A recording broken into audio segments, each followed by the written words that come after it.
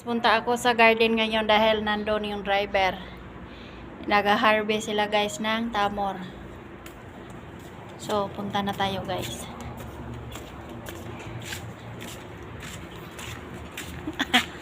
Ayan si kuya. Nag-harvest ng tamor. Ang dami kasing bunga guys. Oh.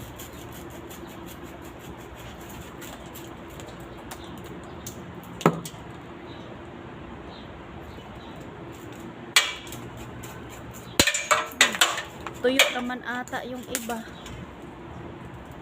Mga kinuha kay tuyo na.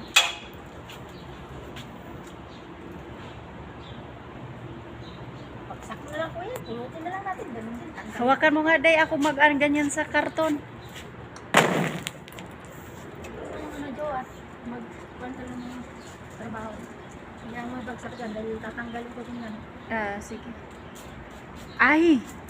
Yung labador nga malaki day. Basagin mo. Mayroon naman din doon na Isa. isa. Matigas yan.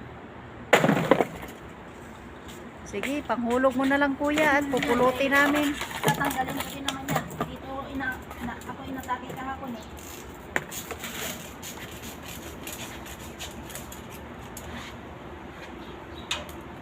Hindi wala.